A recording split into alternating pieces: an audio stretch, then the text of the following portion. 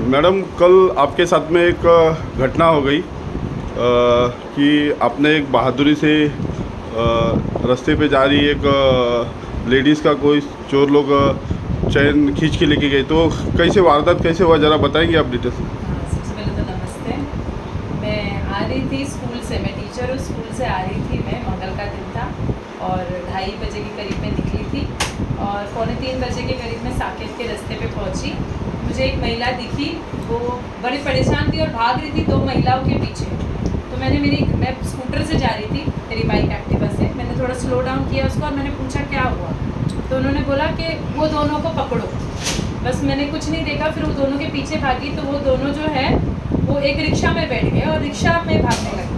तो मैं फिर वो रिक्शा को फॉलो करने लगी और रिक्शा वाले को बोल रही थी रुको रुको रुको करके। वो रुकने को तैयार नहीं था। फिर बाद में मैंने थोड़े अब्यूसिव वर्ड भी यूज़ किए कि रुको, नहीं तो मैंने आपका रिक्शा नंबर नोट किया है, आप पुलिस को बुलाऊंगी।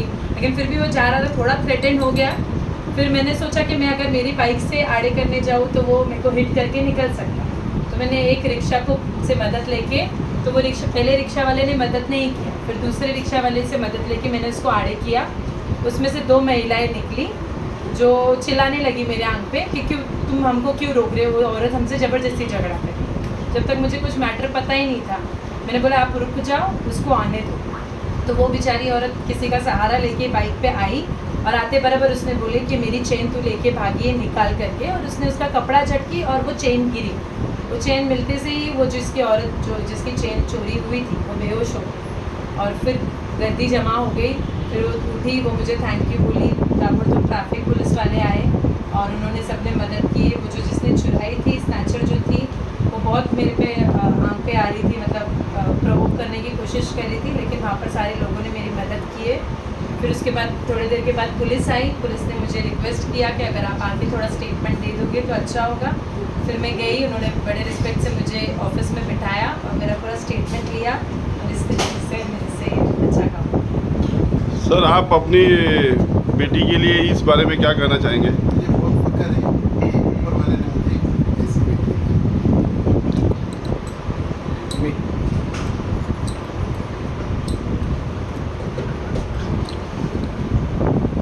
आप उनकी मम्मी है जी और मम्मी पापा दोनों साथ में हैं। जैसे सर ने बताया, आपकी एक जॉइंट फैमिली, बहुत अच्छी फैमिली है। तो आज आपकी बेटी के लिए आपको कैसा लग रहा है? I am feeling very proud.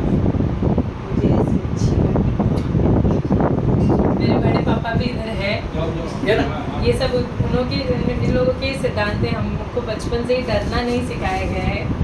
जो है डेली सही सच्चाई का रास्ता हमेशा अपनाने का, ये मेरे पापाओं ने मुझे, मेरे दादा ने मुझे सिखाया है कि जहाँ पर भी गलत होता हुआ दिखे तो अपनी जान पर खेल के तुम्हें सच्चाई का रास्ता और मदद के लिए उतरना है। ये मेरे बड़े पापा।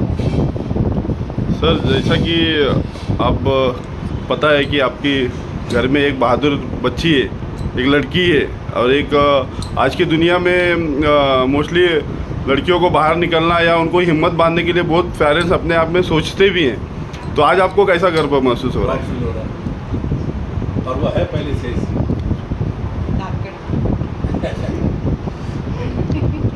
और मैं सर का भी बहुत थैंक यू करना चाहूँगी कि उन्होंने इतना सोचा मेरे लिए।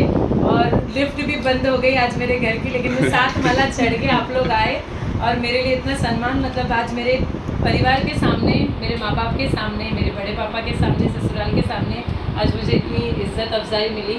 तो आज का दिन मेरे लिए मेमोरेबल बन गया, आज मेरे लिए इतिहास हो गया। Very good. प्रवीण सर, आपण काय बोलणार आहे विषय?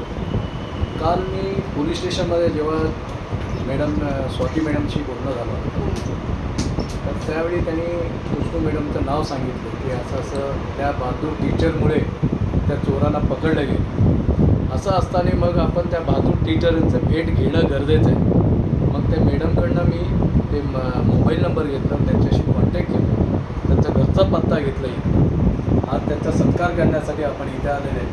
नुसतं माझा सत्काराच्या निमित्तानं होता कामा नये. ॲक्च्युली ही रुस्तुमजी जे फेडरेशन आहेत आता, त्यांच्या माध्यमातून हे सत्कार करण्यात यावी असं मी त्यांना सांगणार पण आहे.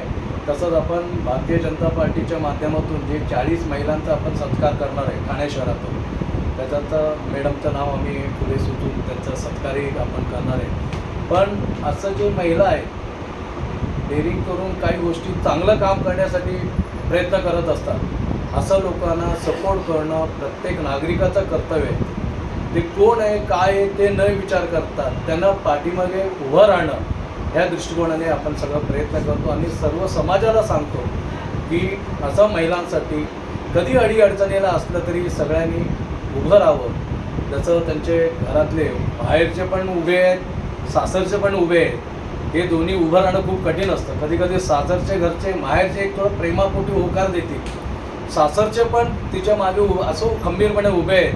म्हणलं पुढे तू काम करत जा, तुझ्या मागे उभे आहे असं बोलणारे सासर पण चांगलं भेटलेले आहे. त्यामुळे असंच चांगलं कार्य पुढे आयुष्यभर असं करावं आणि आमचा सदैव कुठेही काही मदत लागलं काही गोष्टीला तरी आम्ही तुमच्या पाठीमागे उभे आहे. मैडम, महिलाओं के लिए कुछ संदेश?